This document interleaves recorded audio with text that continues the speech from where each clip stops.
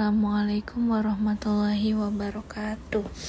Alhamdulillahirabbil alamin wa bihi nasta'in wa ala umurid dunya waddin wassalatu wassalamu ala asrofil anbiya'i wa mursalin wa ala alihi wa sahbihi ajma'in amma ba'd.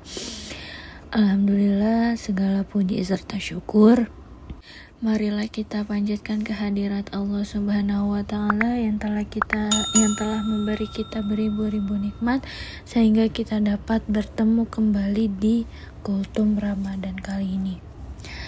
Untuk hari ini kita akan melanjutkan kisah Nabi Muhammad, yaitu tentang hijrahnya Nabi Muhammad ke Madinah.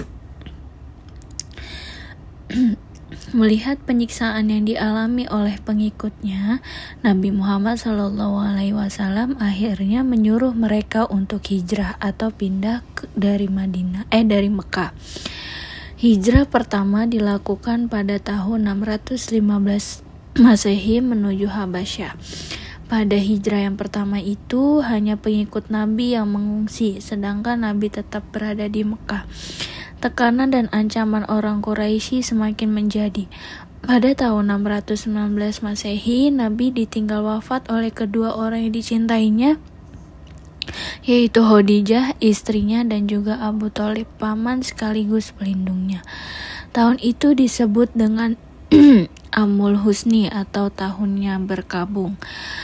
Beratnya tekanan yang dilakukan orang kafir Mekah membuat Nabi Muhammad memerintahkan umat Islam melakukan hijrah ke Yathrib pada bulan September 622 Masehi. Para pengikut Nabi Muhammad berangkat dahulu ke Yathrib tanpa sepengetahuan orang-orang kafir. Disusul kemudian Nabi Muhammad SAW didampingi oleh Abu Bakar yang menyusul hijrah secara diam-diam. Tugas pertama Nabi Muhammad di Madinah adalah mempersatukan para pengikutnya yang dari Mekah, yang disebut kaum Muhajirin, dengan pengikutnya di Madinah, yang disebut kaum Ansor. Mereka diikat oleh persaudaraan Islam atau ukhuwah Islamiyah. Di samping itu, di Madinah juga terdapat suku-suku Yahudi. Nabi kemudian menyusun piagam Madinah, yaitu diakuinya hak tiap-tiap golongan untuk memeluk dan menjalankan agamanya masing-masing. Nabi mengajarkan sikap toleransi beragama antara orang Islam dan orang Yahudi agar mereka hidup rukun di Madinah. Pindahan Nabi Muhammad SAW dan pengikutnya ke Madinah menimbulkan kemarahan orang-orang kafir Mekah. Mereka berusaha menyerangnya. Nabi Muhammad terus melakukan dakwah secara gigih. Pengikut beliau semakin banyak dan kuat. Pada 20 Ramadan, Nabi dan umat Islam menuju Mekah untuk membebaskannya dari kaum kafir.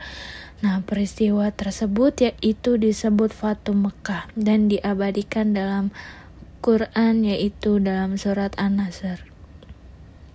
Nah, keteladanan Nabi Muhammad yang bisa kita terapkan dalam kehidupan sehari-hari yaitu yang pertama sikap sabar dan tabah.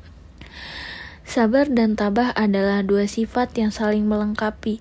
Sabar adalah sikap menerima dengan lapang dada segala sesuatu yang terjadi, seperti kesedihan, kesusahan, merasa kehilangan, dan lain sebagainya.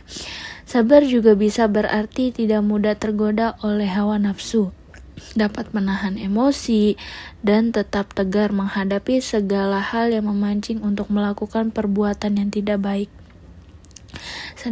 Sedangkan tabah artinya tidak larut dalam kesedihan.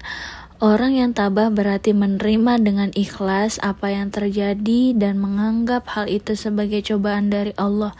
Orang yang tabah itu akan selalu berdoa kepada Allah agar diberi kekuatan untuk menghadapi segala cobaan yang terjadi. Kemudian yang kedua yaitu jujur, bertanggung jawab, dan dapat dipercaya. Sikap jujur Bertanggung jawab dan dapat dipercaya merupakan akhlak terpuji. Jujur yang berarti berkata apa adanya, mengatakan sesuatu sesuai kenyataan. Nah, lawannya itu adalah bohong atau mengatakan sesuatu yang tidak senyatanya. Bertanggung jawab berarti melakukan sesuatu sesuai tugas yang telah diterimanya.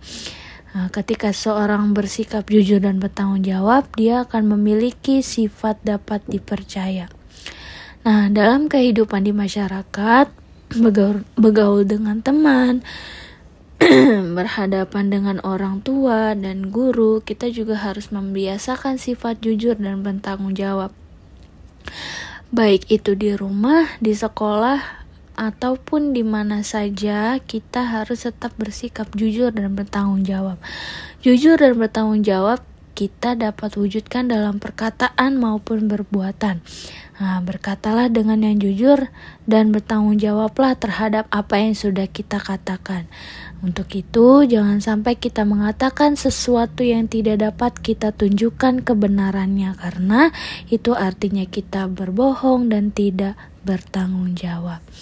Oke, cukup sekian untuk kultum kali ini. Semoga bermanfaat. Kurang lebihnya mohon maaf. Wabillahi taufiq wal hidayah.